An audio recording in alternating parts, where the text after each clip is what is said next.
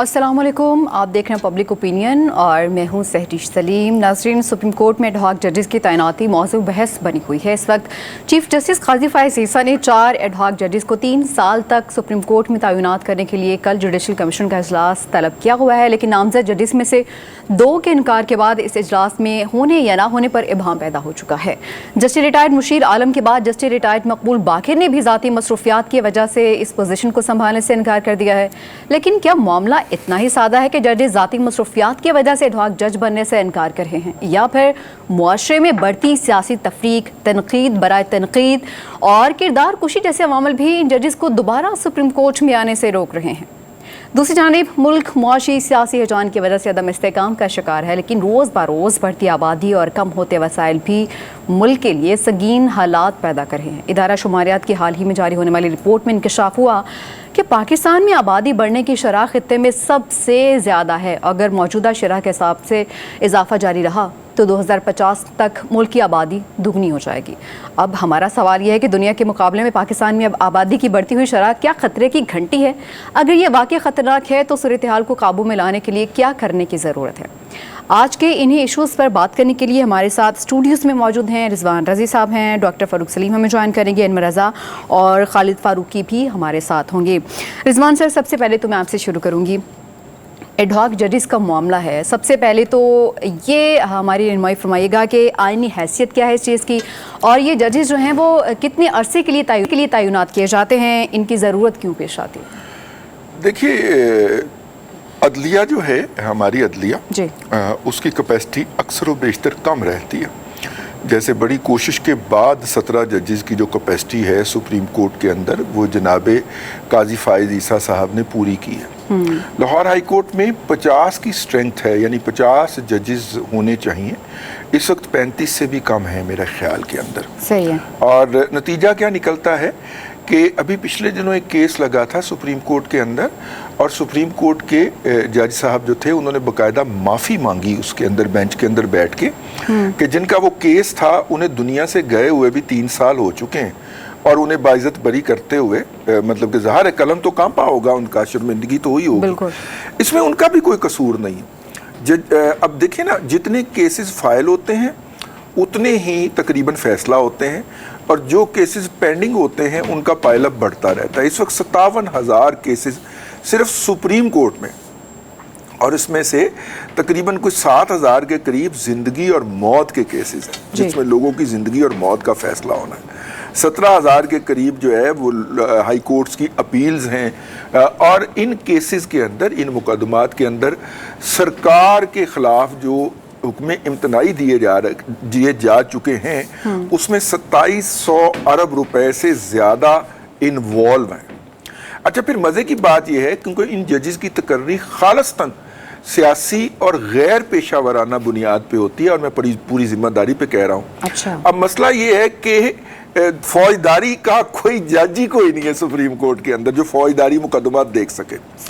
जजेस की अपॉइंटमेंट के अंदर कहीं पे हम औरत कार्ड खेल रहे होते हैं, कभी पे हम इलाकाई कोटे पे बात कर रहे होते हैं, एबिलिटी पे कोई बात नहीं कर रहा होता, सलाहियत पे कोई बात नहीं कर रहा होता। नतीजे के तौर के ऊपर फौजदारी के मुकदमात जो हैं उनके ढेर लगे पड़े हैं, लेकिन जज ही कोई नहीं जिसको फौजदारी की बुनियादी समझ बूझ हो। वैसे आपस की बात है कि पता नहीं वो सुप्रीम कोर्ट तक कैसे पहुंच गए, वो सिर्फ कॉर्पोरेट प्रैक्टिस करके पहुंच गए, कॉर्पोरेट के अंदर भी थोड़ी बहुत फौजदारी आ जाती है, क्या वो सिर्फ सिविलियन में पहुंच गए? तो कहने का मतलब ये कि रूटीन की बात है, और माजी के अंदर बेशतर मर्तबा, 12 मर्तबा ऐसा हो चुका है। ये चूंकि और इसके ऊपर पिछले कम अज कम जब से काजी साहब आए हैं तब से ये बात हो रही थी, लेकिन चूंकि टाइमिंग इनकी ऐसी हो गई जिसकी बुनियाद के ऊपर इस्लामाबाद के कुछ व्लॉगर्स और सहाफ़ी जो टीवी चैनल्स के ऊपर तबसरा निगार के तौर पे भी बैठते हैं, उन्होंने एक माहौल बना दिया कि काजी फायज़ ईसा साहब जो हैं वो अपने लिए कुछ चाहते हैं, तो इसलिए वो ये जजेस लेके आना चाह रहे हैं, और बैलेंस जो है वो ख़राब हो जाएगा सुप्रीम कोर्ट के अंदर। यार, सुप्रीम कोर्ट की रिपोर्टिंग करने वाले को बुनियादी अगर अकल है तो उसको मालूम होगा कि नजरसानी उसी बेंच के सामने लगनी होती है जिस बेंच ने उसका फैसला दिया होता है। तो बैलेंस बदल जाएगा, नए जजेस बैठा के फैसला रिवर्स हो जाएगा। فار گاڈ سیک یار کو خدا کا خوف کریں.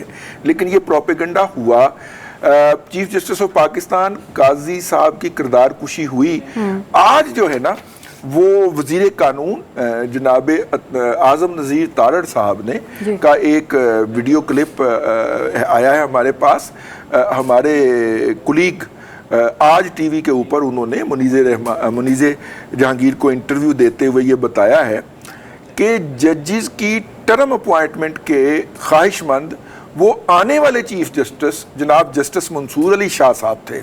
قاضی صاحب انکار کر چکے ہیں کہ مجھے توسیع نہیں چاہیے, میں اپنی ٹرم پوری کر کے اکتوبر میں گھر جا رہا ہوں. ٹھیک ہے.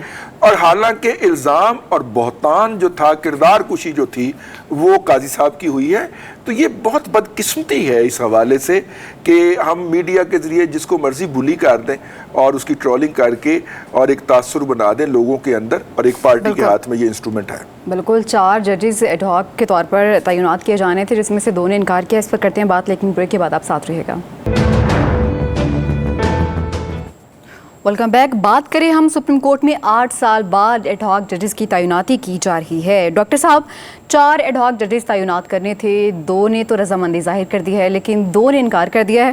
جسٹس مقبول باقی نے ذاتی مصروفیات کو وجہ قرار دیا ہے, جبکہ ہم نے دیکھا کہ جسٹس ریٹائرڈ مشیر عالم نے یہ کہا کہ سوشل میڈیا پر جو مہم شروع کی گئی ہے ان کو وہ پسند نہیں آتی ہے, اس لیے انہوں نے کہا کہ میں معذر چاہتا ہوں اس تعیناتی سے. اب کیا ججز بھی سوشل میڈیا کی مہم یا اس طرح کی ٹرولنگ کو سیریس لے رہے ہیں؟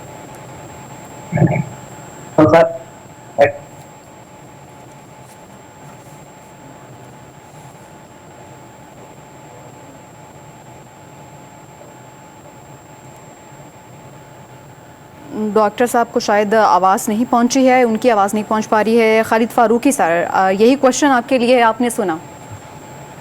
دیکھیے یہ صورتحال ایسی ہی بنی ہے پاکستان میں, جس طرح ٹرولنگ کی جا رہی ہے, جس طرح ایک مخصوص طبقہ جس ایشو پر چاہتا ہے, جو ماحول بنانا چاہتا ہے پاکستان میں, وہ ماحول بنا رہا ہے اور وہ ماحول بنانے میں کامیاب ہو رہا ہے. اور ہم حیرت سے یہ سب کچھ ہوتا دیکھ رہے ہیں. ریاست کا بیانیہ بعض اوقات دب جاتا ہے, لیکن مخصوص طبقے کا بیانیہ جو ہے وہ اپنی جگہ پر سامنے ہمیں نظر آتا ہے. یہ جو ایڈ ہاک ججز والا معاملہ ہے, دیکھیے بڑا اصولی سی ایک بات ہے. آپ یہ کہہ سکتے ہیں کہ جی ایڈ ہاک ججز نہیں ہونے چاہیے, آپ اس کی کوئی مختلف ایک رائے پیش کر سکتے ہیں, آپ اس کی کوئی وجہ بیان کر سکتے ہیں, لیکن کون نہیں جانتا کہ پاکستان میں چیف جسٹس کو مختلف بار کونسلز کی طرف سے یہ تجویز پیش کی گئی تھی کہ ایڈ ہاک ججز کا تقرر کیا جائے. کون نہیں یہ جانتا کہ پاکستان میں سپریم کورٹ پر مقدمات کا بوجھ کتنا زیادہ ہے, آئینی مقدمات کتنے زیادہ ہیں. سپریم کورٹ کسی ایک کیس پہ پھنس جاتی ہے, اس کے بعد باقی تمام کیسز سائٹ پہ چلے جاتے ہیں, اور سپریم کورٹ کو وہی ایک معاملہ جو ہے وہ نمٹانا مشکل ہو جاتا ہے. یہ صورتحال جو ہے یہ اپنی جگہ پر ہے, لیکن جو تشویش کی بات یہ ہے, جو ابھی آپ نے جو سوال بھی کیا, تشویش کی بات یہ ہے کہ سپریم کورٹ کے ججز بننے کے اہل افراد یا ماضی میں وہ لوگ جو سپریم کورٹ کے ججز رہے, انتہائی حساس, انتہائی معزز ترین عہدہ ہوتا ہے. ان کے لیے بھی پرابلم ہے کہ کیا وہ معاشرے میں ایسے لوگوں کی جن کے پاس کوئی بیس نہیں ہے, جن کا بعض اوقات یہ محسوس ہوتا ہے, میں ابھی جیسے رضی صاحب بات کر رہے تھے, بالکل درست بات کر رہے تھے, کہ ان کو نالج بھی نہ ہونے کے برابر ہے. وہ ایسی باتیں کر رہے ہیں جن کا اس چیز سے کوئی تعلق ہی نہیں ہے. وہ مثال کے طور پہ سب سے پہلا پروپیگنڈا اس میں یہ ہوا کہ جناب یہ قاضی صاحب نے توسیع مانگی. دوسری بات قاضی صاحب جو ہے وہ چاہتے یہ ہیں کہ سپریم کورٹ کے اندر کوئی ایسا ماحول پیدا کر دے جس میں وہ اپنے حمایتی ججز کی تعداد میں اضافہ کر لیں. یہ اگر ایسی صورتحال ہوتی جیسا ماضی میں ہم نے دیکھا, میں تو بڑا خوش ہوں. دیکھیے آپ کسی بات سے اختلاف کر سکتے ہیں, آپ کسی فیصلے سے اختلاف کر سکتے ہیں, لیکن جو سپریم کورٹ کا آج کا ماحول ہے, اس ماحول میں تو آپ جتنی اوپننس دیکھ رہے ہیں, آپ مرضی کے ججز نہیں دیکھ رہے, آپ مرضی کے فیصلے نہیں دیکھ رہے, آپ ایک خاص مخصوص قسم کا بینچ بنتے ہوئے نہیں دیکھ رہے. بینچ بننے کے اختیارات آپ نے تقسیم کر دیے, آگے ایک کمیٹی کو دے دیے.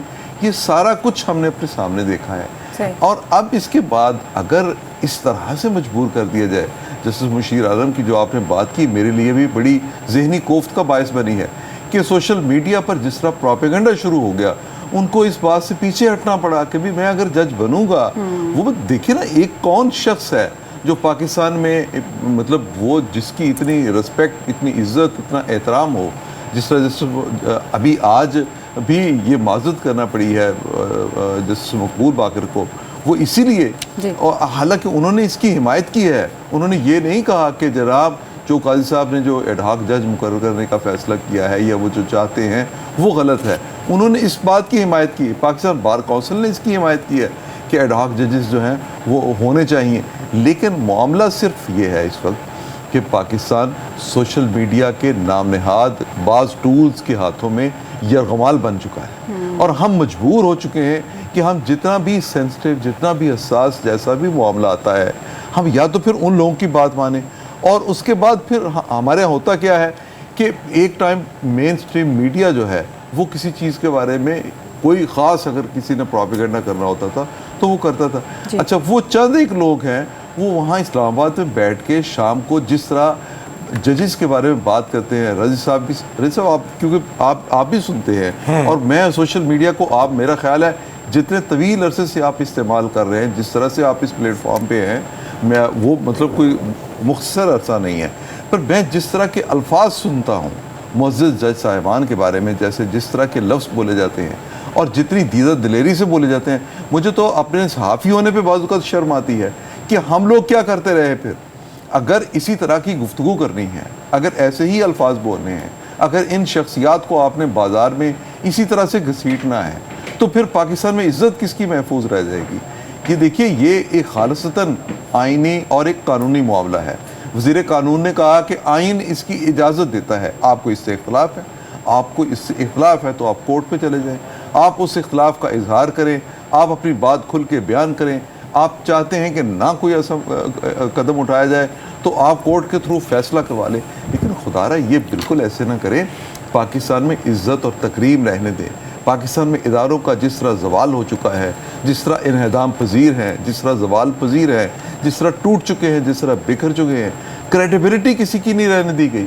آپ تو دیکھیے نا، ہم سب سے زیادہ کس چیز کے بارے میں سینسٹیو ہوتے تھے؟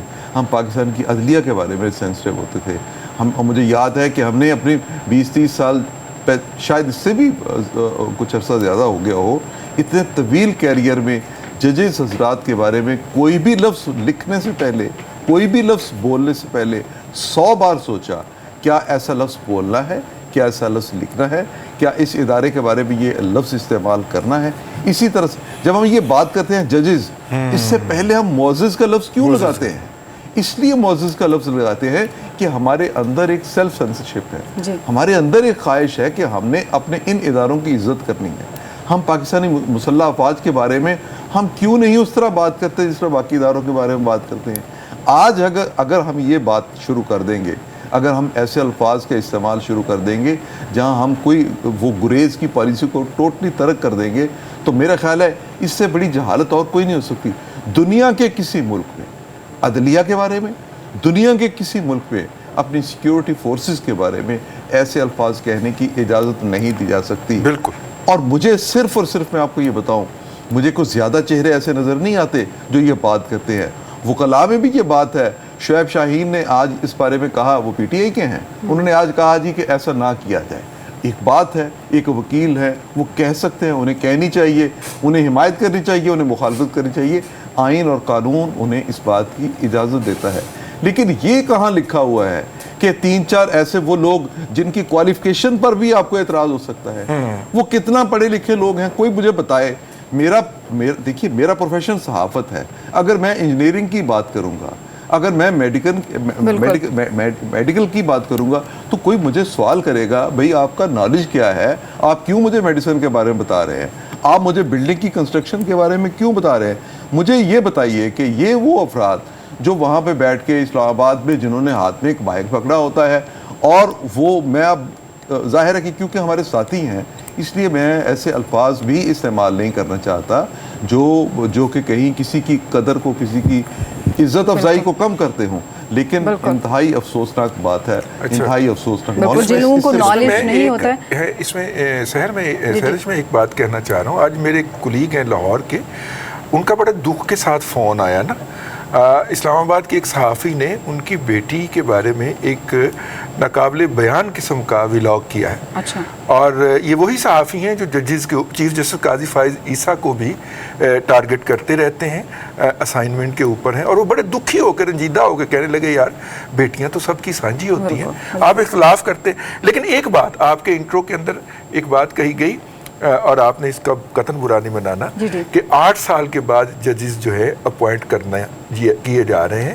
یہ 8 سال کے بعد اس لیے کیے جا رہے ہیں کہ ان 8 سالوں کے اندر کبھی سپریم کورٹ کی کیپیسٹی پوری ہی نہیں کی گئی, کیونکہ مخصوص لوگوں کو اوپر لایا جانا مقصود تھا, اس لیے پورے لوگ اوپر لائے ہی نہیں جاتے تھے.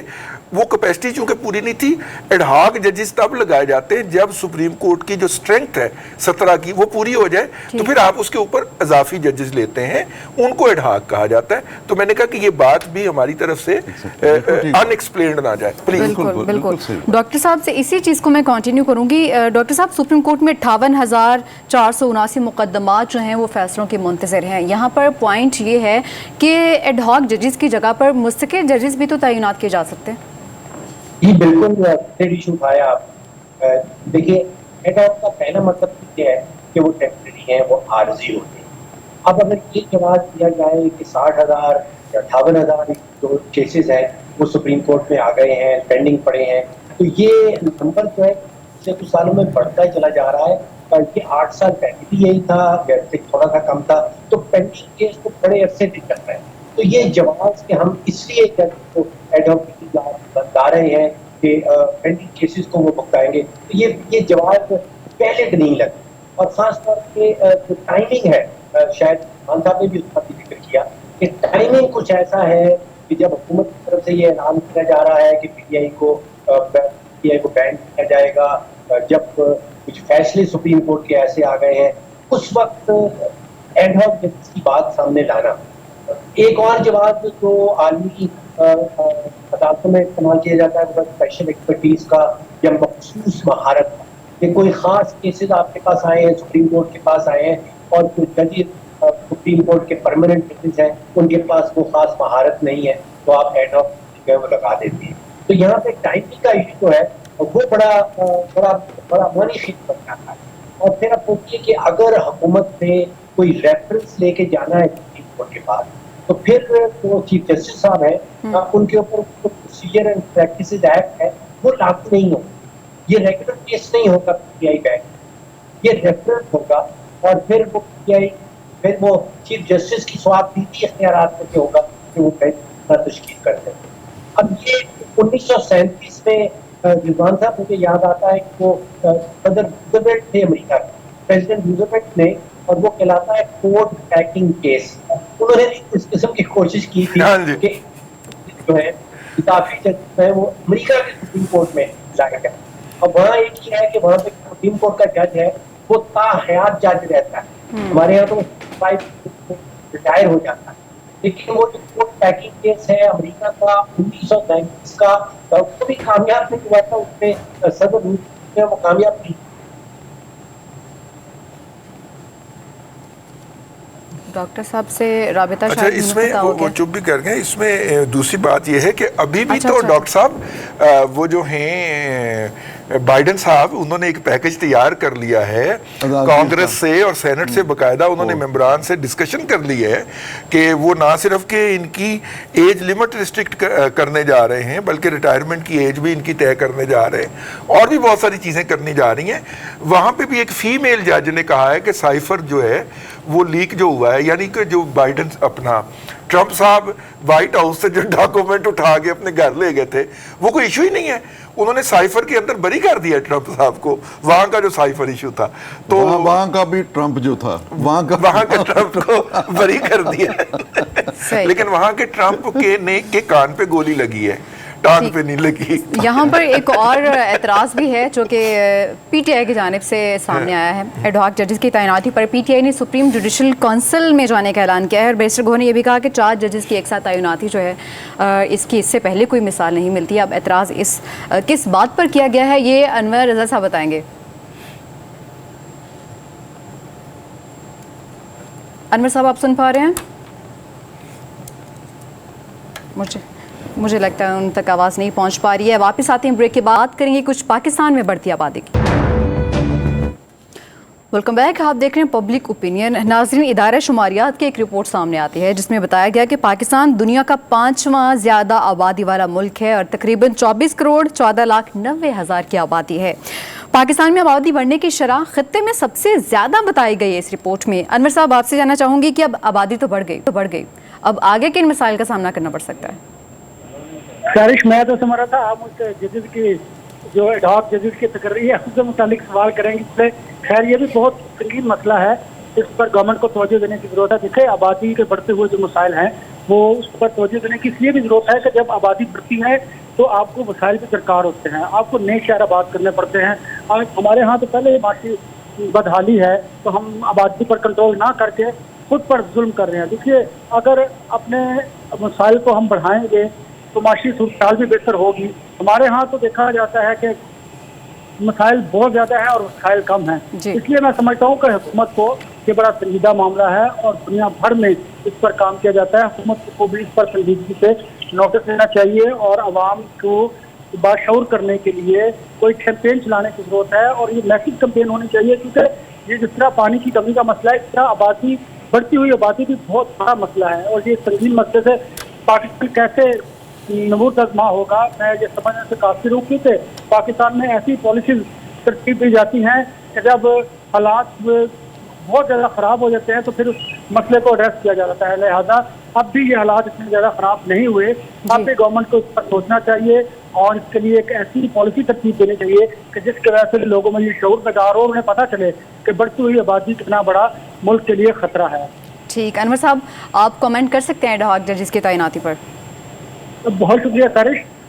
बात यह है कि देखिए, एडहॉक जजेस आइन का आर्टिकल 181 और 182 के तहत ये हुकूमत के पास इख्तियार है और ये कोई नई बात नहीं, पहले भी जजेस लगते चले आए हैं। लेकिन इस वक्त ये था कि देखिए, पहले तो बात है आइन और कानून की कि जो सुप्रीम कोर्ट के मुस्तकिल जजेस की तादाद थी उसे मुकम्मल होना चाहिए था, उसके बाद आप एडहॉक जजेस लगाते। फिर हमारे यहाँ सियासत की नज़र हर फैसला कर दिया जाता है और अगर ये फैसला बाद में किया जाता है तो वो कि हम ये जानते हैं कि चले समझ लीजिए कि हुकूमत ऑफ सुप्रीम कोर्ट की नीयत दुरुस्त है कि जो पेंडिंग 59,000 से ज़्यादा केसेज हैं उनको एड्रेस करने के लिए एडहॉक जजेस को लगाया जा रहा है। और दूसरी बात देखिए कि अगर लगने की बात अपनी जगह पर, जो मैंने पोलराइजेशन की बात की, जो सियासत की बात की, कि एक जज ने तो वाज़ेह तौर पर इनकार कर दिया और उन्होंने ये कहा कि सोशल मीडिया पर जिस तरह उनकी ट्रोलिंग हो रही है तो वो माजरत ख्वाह है, और दूसरे भी शायद यही कोई ज़ाती वजह अपने बयान की होगी, लेकिन उसके बयान का सीन कुछ और होगा, वो भी यही वजह होगी शायद। लिहाजा इसलिए जब सियासत में वक्त बड़ा मैटर करता है और आपको फैसले करने पड़ते हैं कि आप बर वक्त फैसले कीजिए। अब हुकूमत एडहॉक जजेस को अगर अपॉइंट करने की बात करती है और सुप्रीम कोर्ट को मामला रेफर करती है तो देखिए, इस पर पाकिस्तान PTI जो है वो इस पर हंगामा मचाएगी, शोर करेगी और उन्होंने अब से शुरू कर भी दिया है और उनका ये ख्याल है कि शायद जजेस की तादाद को बढ़ाने के लिए हुकूमत अपनी फेवर में जजेस की तादाद को बढ़ाने के लिए इस तरह का एक्ट कर रही है। लेकिन इस तरह से इदारे कमजोर होते हैं, हमें इदारों को बेहतर करने के लिए वक्त पर फैसले करने की जरूरत है। ये काम हुकूमत पहले भी कर सकती थी, पहले भी कर सकता था, लेकिन अब चले देर आए दुरुस्त आए। अवाम को रिलीफ मिलना चाहिए, ना हो कि बिल्कुल, और फिर वही अवाम को रिलीफ मिलना चाहिए, इदारों को मजबूत करने की ज़रूरत है। बहुत शुक्रिया आपका अनवर साहब, आपकी बातें हमें अच्छी लगी हैं। रज़ी सर, मसाइल तो बहुत सारे हैं और हर नए दिन के साथ हमें हमारे जो मसाइल हैं हमारे सामने आ रहे हैं उनमें कॉन्टीन्यूसली इजाफा हो रहा है। अब आबादी की बात कर ली जाए तो ग़िज़ाई किल्लत भी है, पानी की किल्लत भी है, शहरी फैलाव, ट्रैफिक के मसाइल, हम देख रहे हैं कि कितनी गाड़ियां हमें रवां दवां नज़र आती हैं सड़कों पर, और इसके साथ साथ ही बढ़ती आबादी के साथ ज़रई रकबा भी कम हो रहा है। अब इन तमाम मसाइल पर काबू पाने के लिए आपको क्या लगता है कि क्या इक़दाम किए जाने चाहिए? देखिए, बहुत सारे इसके पहलू हैं। एक पहलू इसका अफ़गान वॉर भी है। शुरू में 1979 के अंदर जब ये महाजिरीन, बल्कि 74 के अंदर जब ये अफ़गान महाजिरीन पाकिस्तान में आना शुरू हुए हैं तो इनकी तादाद चंद हज़ार थी, और जब रूस आया है और एकदम फ्लड गेट खोला है हमने तो उस वक्त 8 लाख थे, फिर ये बढ़ के 20 लाख हुए और फिर ये बढ़ के आजकल, इसके बावजूद कि बहुत सारे वापस भेज चुके हैं, आजकल 45 लाख हैं हमारी कैलकुलेशन के मुताबिक, जो कि हमने किसी न किसी हिसाब से गिने हैं। تو اس سے آپ اندازہ کر لیں یہ بھی ایک فیکٹر ہے ہمارے ہاں آبادی میں اضافے کا.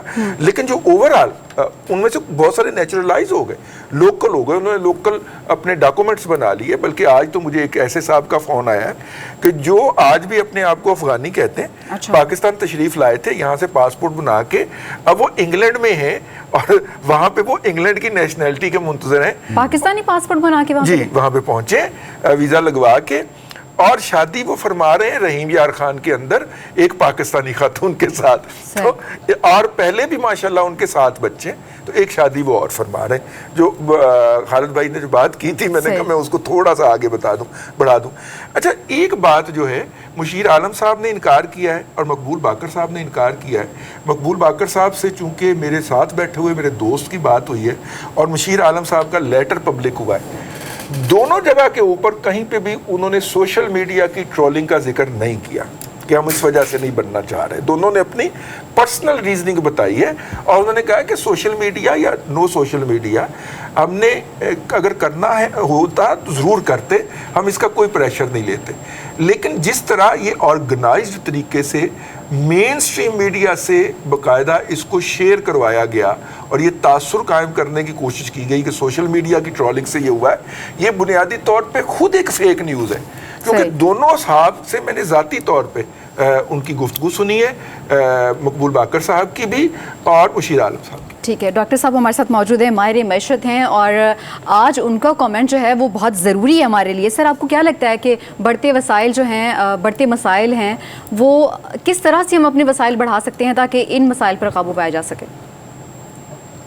دیکھیے اب کی گھنٹی بجا رہی ہیں, پیچھے جو شمار اندازہ کیجیے کہ 1975 میں پاکستان کی آزادی, آج ہم بیٹھے ہیں 2024 میں اور وہ 6 کروڑ سے پہنچ گئی ہے 24 کروڑ, اور آپ بتا رہی ہیں کہ 2050 میں وہ 24 کروڑ سے کہیں 40 کروڑ پہ چلی جائے. بالکل. اب آپ سوچیں ہر پاکستان کا بچہ, بوڑھا, مرد اور عورت اوسطاً 15 کلو گرام آٹا یا یہ وہ کرتا ہے.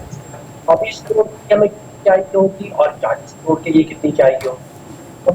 پاکستانی تقریباً 18 ارب ڈالر کی جو ایل این جی ہے, پیٹرول ہے, ڈیزل ہے, فرنس آئل ہے, ایل این جی ہے, کوئلہ ہے, تو ہم امپورٹ کر رہے ہیں.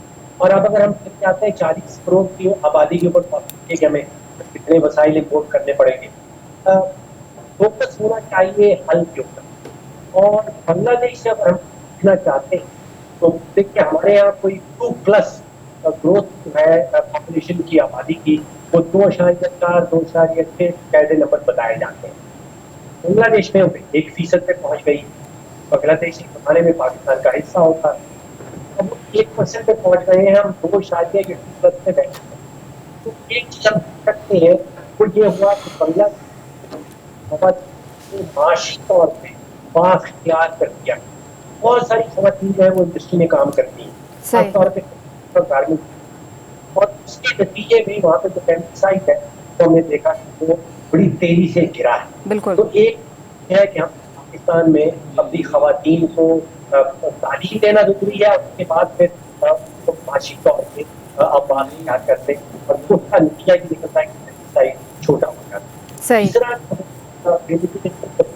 پروگرام ہے, کوئی 590 ارب روپے کا بجٹ میں ایلوکیشن ہے. اگر اس کو کنڈیشنل بنا دیا جائے